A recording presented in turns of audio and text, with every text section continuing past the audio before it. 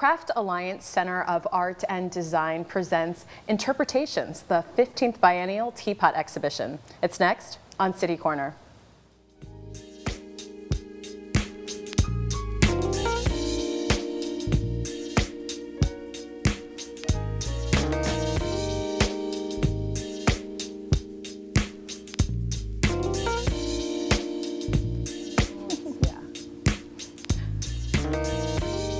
I'm Sarah Thompson and welcome to City Corner. Craft Alliance Center of Art and Design has this great exhibition that's coming up that focuses on teapots. Yeah, that's right, more than 50 teapots created by local and national artists. We're going to learn more about it on today's show. I'm joined by Stephanie Kirkland. She's the Director of Exhibitions at Craft Alliance Center of Art and Design. Thank you for joining us. Oh, thank you for having us. You know, so it's really interesting because tea is such an integral part of really like world history, you know, just when you talk about coffee and tea, but we don't always look at the teapot. And so I think this is an exhibition that kind of blends getting people to think about the history of the teapot, but also the art and the design of it. Is that correct? Yeah, I mean, exactly. The history of the teapot, too, the artisans were the ones in the community building these ceremonial objects, right? From Tibetan culture to Chinese culture, even to like English culture. So the object is so familiar to us. And it's, you know, what's beautiful about the teapot is it's about conversation. You know, you're always going to have a cup of tea and something's going to happen around it. So artists for years have been inspired by this classic form. And you have to have a body, a spout, a lid, and a handle. And it's just a challenge that artists of all materials keep gravitating to, and it's amazing all the different interpretations that come out of that form. And the interpretation, so is that kind of what the exhibition looks at? It's not like an artifact, here's a teapot, but really artist interpretation of the teapot, is that correct? Yeah, I mean, the artists have taken this form, and some have spouts that are turned inside out, some don't have any spouts, some have handles that are fishtails. I mean, it's really a creative spin on it. So that's sort of the artist view of how to play with this classic form. So tell me about some of the artists. We've got, is it more than 50, is that correct, or more than 50 works that we're going to see? So there's 87 teapots in the exhibition, Wow, okay. and there's 50 artists who have been invited to show. And they're from all across the country, although I'd say about 35% are local or regional artists. So we're definitely celebrating what happens here in the Midwest and St. Louis. Yeah, no, that is exciting. What do you think about, I mean, the teapot, the more I thought about this in preparation for it, it really is this blend, this intersection of function, you know, you need to serve hot liquid. So it's this blend of function with also the artistic side and the ornamentation and the design. And how does that sort of work its way, that intersection, into how some of the artists have interpreted the teapot? Yeah, it's really interesting because some artists are definitely about the function, and they're looking for that eternal search of the perfect handle and the perfect way it pours and how it feels in your hand. And then other artists use it as a complete platform to tell a story or a narrative. So it's a real wide range of materials and content that people will see. Well, we've got some videos. The first one that we're going to take a look at, it's Bede Clark. Tell me about Bede and the work that he's displaying in the exhibition. So Bede is the head of the department up at Mizzou, and he's a ceramics professor, and he's actually a trained painter and ceramicist, and he brings such a beautiful surface design to his pots, and he has a gorgeous studio up in Columbia, and this is sort of about his ideology on how he creates. Okay, well, here it goes. We're going to take a look at a video with artist Bede Clark. Take a look.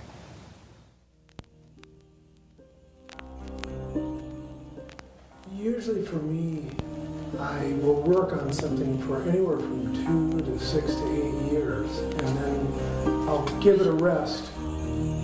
I change what I do, and sometimes that's not so popular, but I don't worry about it.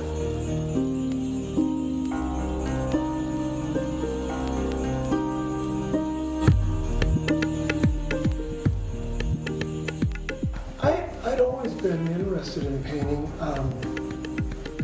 but clay is, you know, my main discipline. For me, paint and clay are kind of sister media. They're both plastic media, and paint moves similarly to clay. And then I also in looking to branch out, I didn't want to branch out to something else that was highly technical.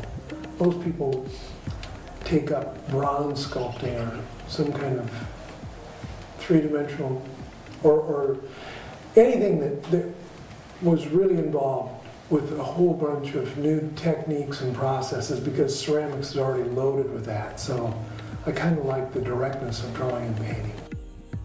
Definitely, I consider myself a potter.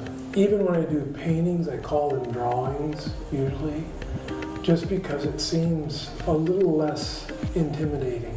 And I think, well, I remember when I was in graduate school, I was taking more drawing classes, more painting classes along with ceramics, and I really felt frustrated.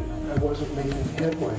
And I thought that I should try and just work as a potter, but just paint and draw as a potter. And something opened up for me there.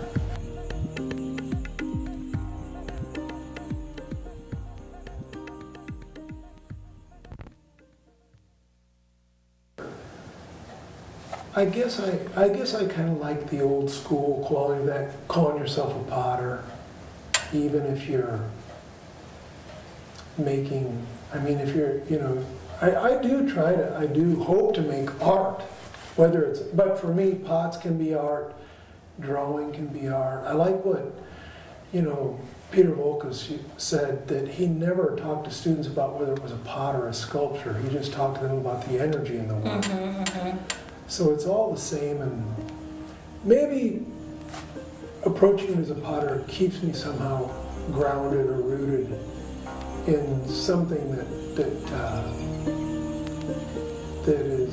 seems very true to me.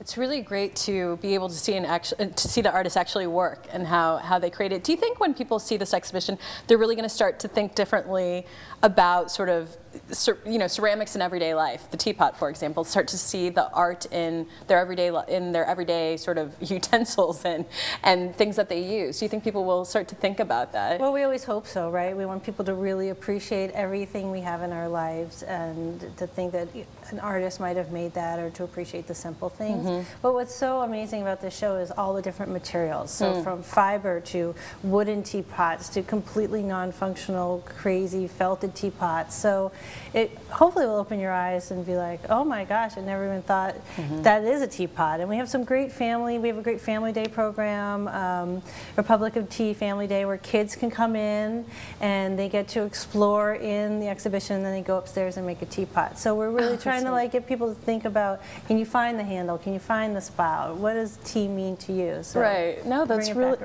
really fun. We've got another video, and it's Jen O'Keefe. Tell me briefly about Jen. So Jen actually is also up in Columbia. She graduated from BEAD, actually. What's so great about the show is that there's all multi-generational artists in the show, and some of them have crossed paths and some of them haven't, but they all get to be together in one room. And Jen is an up-and-coming ceramic artist who's starting a center in Boonville for clay. So very neat. All right, well, here she is, Jen O'Keefe.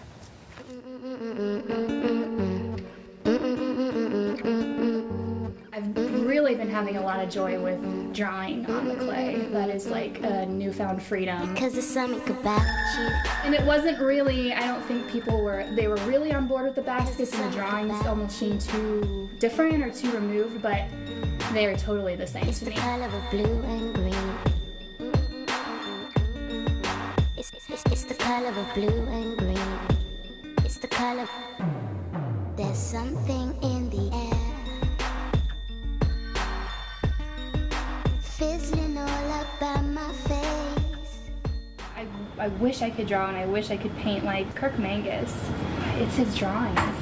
I mean, his forms are so great, but for me, it's his drawings, and that brutality and that capturing of the human face in this grotesque way. I mean, Isn't it it's really great. interesting how drawing has been becoming more prevalent in ceramics, like Roberto Largo showing his paintings behind his clay? Yes.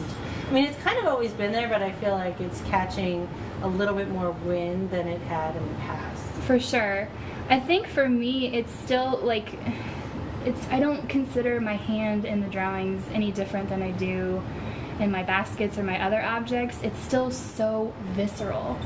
Like, I come from a painting and drawing background, but there's something different and almost better in clay. It's that scratching and carving away and digging and making it permanent, you know? And it's almost like tattooing. This process is where you highlight those digs, those gashes, and then you know, you wash it away, and what's left is that mark. So, Gee, you attracted to tattooing? That's so unusual. I know. We'll be soaring like eagles. It's so good to be found. To find something precious, shift your gaze up on the ground. Get connected to a higher kind of sense. My material is so rooted in craft and tradition, and they want to talk about the material in its possibility of how they can tame it. I want to talk about it in how is it going to reset my emotion of the day, or my hand, or my energy. Each day, it's more with you. My sanctuary. There's a song about you. Because there's something about you. You got a vibe about you. It's really always so interesting watching artists because they do it with such ease. It's just so natural. It's almost like they're speaking, but speaking, you know, through their medium and through their hands. That was really interesting. Yeah, Jen is really good about just using that guttural instinct of hers, and really just the way she just handles that clay and she just leaves her mark in it is really exciting. Before we wrap up, I want to know, with an invitational exhibition like this, are these artists already working under the notion of, hey, I've created something that's similar to a teapot, or did the ask specifically go out? How does that work from the logistical side of producing an exhibition like this? So this show gets so much momentum that either I have artists who constantly approach me, or I have other artists who say, hey, you know who would be really great in that show? Have you seen so-and-so's work? So between word of mouth and just me constantly looking, I think there's enough artists just tackling the teapot. But I also have taken a few artists and I challenged them to make the teapot. I've seen something in them that maybe they're ready to tackle that form, and they're willing to do it, which is also really exciting for me and that artist. Right, and keeps the momentum going so people can look forward not to this one, but then the next one that's coming up. Well, it's taking place January 15th through March 20th at Craft Alliance Center of Art and Design. It's Interpretations, the 15th Biennial Teapot Exhibition. As Stephanie pointed out, you can actually see not just more than 50, it's around 80 teapots from 50 local and national acclaimed artists. For more information, go to craftalliance.org. But that's not it. We're actually going to take a quick break, but when we return, we're going to have two artists whose work is in the exhibition. So please stay with us here on City Corner.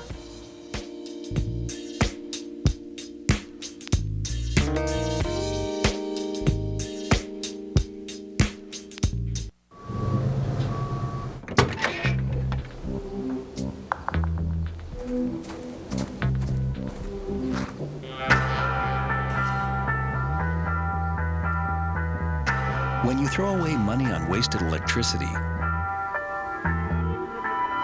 you're throwing away everything you could have bought with it. Saving energy saves you money. Learn more at energysavers.gov. G-Morning, sunshine. Wakey, wakey. Text me. Are your parents home later? We can hang. LUV, love you. JK. Holla back. Holla back. Holla back. Are you with your friends? That's lame. We're in a huge fight right now. XO. What'd you dream about? Something I did. Are you on your way to the mall? I'm lonely. Nude pics. Send me some. Text me.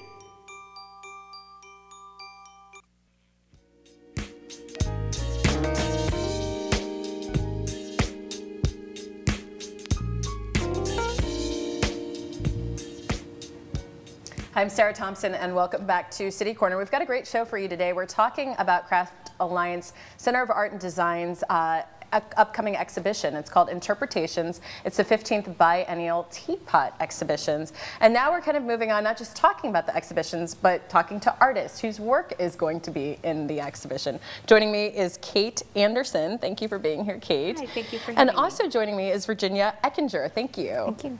So it's not every day that I get a chance to talk to artists and actually get the demo too. That's a good thing. That's really exciting. Tell me a bit before we get started about your work, what you do, what medium you work in, and your sort of participation in this upcoming exhibition. I'm knotting, which is basically macrame. My background is a painter. I ended up taking knotting with Jane Sauer, who is a highly respected textile artist from St. Louis. Okay. Took a class with her at Craft Alliance, which was in 1996, and it changed my life. Changed my life forever, and I'm a big proponent of Craft Alliance as a result. I call it the institution with heart, and so now I've been knotting ever since I stopped painting as a result. Well, I was just about to ask you that. You did stop painting. Yes. Why did you? How do you stop painting after so long? It was tough. I was collaborating with my husband. We had an active career. I'd been painting for 15 years, as I said, and we had all these galleries. But it changed my life. I started exhibiting, and it just spoke to me. Yeah. The process, the way that the knots form both a surface and an object at the same time, and I can form a narrative because I can juxtapose images. It was magic. It was just the magic. Well, you're going to show us in a bit. I just want to briefly head over to Virginia, and I want you to tell me a bit about your background. I am a ceramics artist, and I moved here for the residency at the Craft Alliance, and I make predominantly sculptural forms, but for this exhibition, Stephanie challenged me to make a teapot as well. So I have two in there. One is more of a functional piece, and one is more sculptural. And there is that sort of I mean, do you think about it when, as an artist, of a separation of function, and this is more of a reflection of my creativity, or does your mind, I don't know, does the mind of an artist work that way, function separating it, or how does that happen? Well, for me, function has nothing to do with it. It's all sculpture. Got it. It's about sculpture, it's about content, it's about the narrative, and it's about the juxtaposition of images and what that says as a dialogue. What about for you, Virginia? For me, there is a separation between the functional and the more sculptural stuff, but for a lot of artists, that isn't the case, and they sort of meld together. Okay.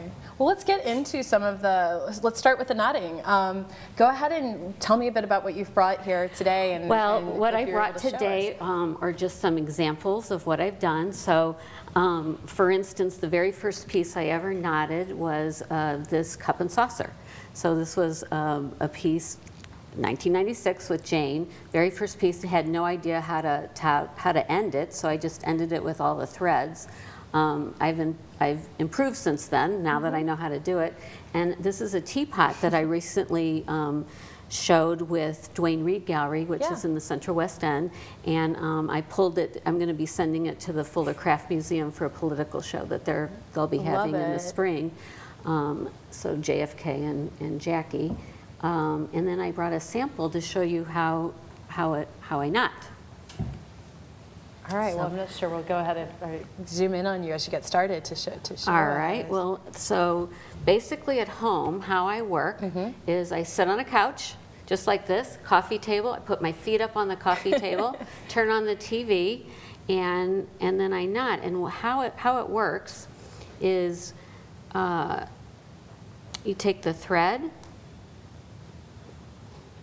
you take whatever thread is right there, and you make a knot. So you go around, you pull it through, and you make one knot with it. That's a 4-ply thread in this case, and a core that's 7-ply, and you make one knot, and you pick up the next thread, and you do it again. And a teapot can take anywhere from, say, 3 to 6 months. Oh, I mean, for sure, for sure. I mean, are you sketching out, because you're saying, oh, you just pick up the thread that's there, but clearly this is, I mean, beautifully designed ahead of time. Is it just mental, or have you actually sketched this out? I can work from a cartoon in some cases. With a pattern, it's all mathematical. Wow. So there's some planning involved, yes. Yeah, I mean, especially when I'm looking at the time cover of Jackie O, to be able to do that, it's so interesting. It's a little crazy. So what do you have, what piece do you have in the exhibition? I am currently, just like with the Jackie O, I'm currently interested in female and male figures where the female is predominant. So she's in color. So I have Lauren Bacall on one side and then Humphrey Bogart in black and white on the other. Oh, that's very neat. And is it the pot? It's the pot? Teapot. Or is it, It's a teapot. It's non-functional, right. So it's a round form. Again, it's sculpture. Okay, So that's really, really neat. No, thank you. That's wow. That's really fascinating. That's very fascinating. Well, a lot thank of you. obviously planning goes into that. Let's go over to Virginia and talk. We've got a potter's wheel. This is so cool, right here on our set. So tell me a bit about what you're going to show us through your demo and how that also connects to your work in the exhibition. So this is a process called coil building. So I brought some coils that I rolled out earlier, which you just start with a ball of clay and sort of squeeze it into an elongated form and then roll it out. And then essentially you're just stacking them on top of each other. So when you connect two pieces of clay, you want to score it. And then if the clay is wet enough, you can just put them together after that. And so I'll just score the original piece and then the new coil that's going to go on top. And then put the first thing on and then start turning it.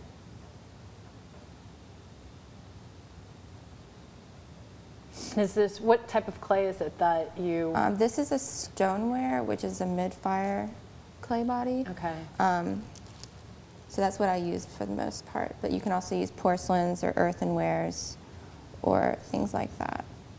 So you mentioned that Stephanie Kirkland, the director of exhibitions, that she challenged you for this exhibition. In what way? Like, what are you typically doing that's I'm so typically different? doing more sculptural things, so not things that are functional. So in the exhibition, I have one that I actually threw on the potter's wheel, and then one that's more like this that I built with coils. And so after connecting it, I'll go around.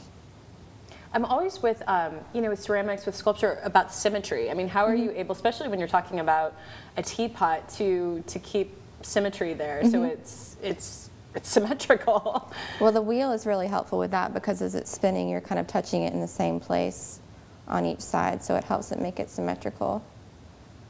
And then when you want to move away from that, you can just sort of misplace it on the wheel. So for something like this, when you're in the process of finishing it, do you already have in mind if you're going to, like, colors for glazing it and how you're going to finish it, or does that come later on in the creative process? For me, that's usually a little bit later. I'll have some ideas of like a palette in general that I'll work with, but I usually figure that out post bisque firing, which is the first firing where you turn it from this sort of malleable state to a more stone-like.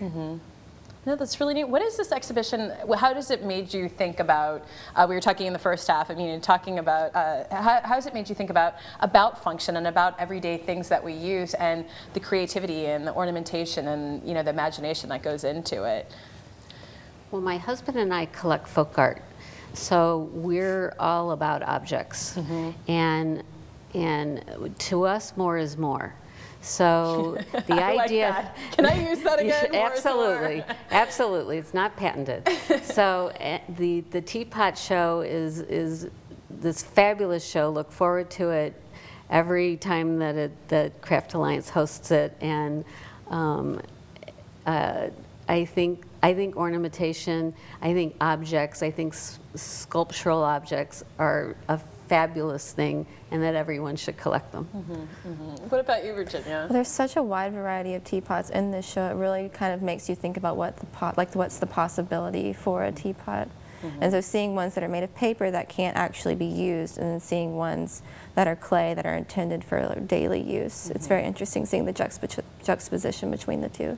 So when you're talking to outside of the artist community and your colleagues, when you're telling people, hey, come and check out this exhibition, what do you think they'll really walk away from, besides the obvious, which is just seeing these beautiful, beautiful teapots and beautiful works of art? What do you think they, you know, when you leave an exhibition, sometimes you're thinking differently. It makes you just pause and think differently. What do you think that would be? Well, one thing I do want to do is give a shout out to Stephanie, because one thing some teapot show is focus on ceramics. And one thing Stephanie has done is broaden the scope with the mixed media. And she's made a point of doing that over several teapot shows. So I think one thing that artists really do look to is that broad scope. It makes it much more vital, much more interesting, much more dynamic. And I think artists particularly, I think collectors too, really, really appreciate that. No, that's a good comment. What about you, Virginia? What do you think? I agree. It's interesting seeing like teapots made of wood and paper and fabric and string and stuff like that. So people wouldn't really expect that. They would go in thinking it would be ceramics. Like I know I've told some of my friends about it, and I told them they were paper and stuff like that in there, and they were very impressed. Yeah, no, it's a great idea, because I think, and I mentioned this briefly in the first segment, because it brings into the recollection of history, how things have functioned, you know, and I mean tea and coffee, all these things played and shifted the ways, you know, history and civilization sort of evolved, and it's nice to be able to think about the vessels, the actual vessel themselves. Yeah. Well, we'll have to check it out. We'll have to check it out. Thank you guys for being here, and thank you so much for bringing your demonstration, your artwork. Such a pleasure. Thank you. Thank you. Well, the information, we've got it there for you on the screen. It's taking place. It's Craft Alliance.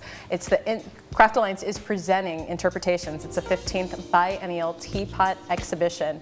More than 50 teapots. We should change that number to 80 teapots rendered in clay, glass, metal, and fiber by nationally and locally acclaimed artists. It's taking place January 15th through March 20th. You can go check it out. It's just right around the corner. For more information, go to craftalliance.org. I wanted to ask you briefly, I was reading sort of the lineup of some of the artists. I noticed some people had last names. I know Stephanie mentioned in the first segment, mentors, mentees. Are there other artist friends of yours that you have who are going to be displaying their work?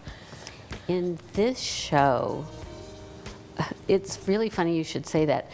My two closest artist friends in the country are Jan Hopkins and Lindsay Gates. Okay. And so I don't think they're in this show. They were in the last Teapot show. But they are in it. I don't think they're in this one. But that they are. And I was just, because it's a pretty comprehensive lineup. Right. What about you, Virginia? There aren't people that I know personally, but there are a lot of artists that I've looked to as a maker that I'm really excited to be in a show with. And we should clarify too, you're also the artist in residence. So tell me a bit briefly about your residency. So right now it's 3 artists in residence, 1 per medium. So I'm the ceramics, and then there's Jessica Anderson, who's metals artist in residence, and then Megan Singleton, who's fibers.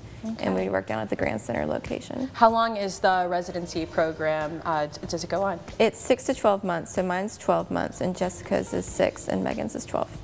Got it, got it. All right, well, thank you guys again. Thank you for being here. Thank you. All right, well, thank you at home for watching City Corner. You can find this show on our website, stltv.net. And again, thank you for watching STLTV Experience St. Louis.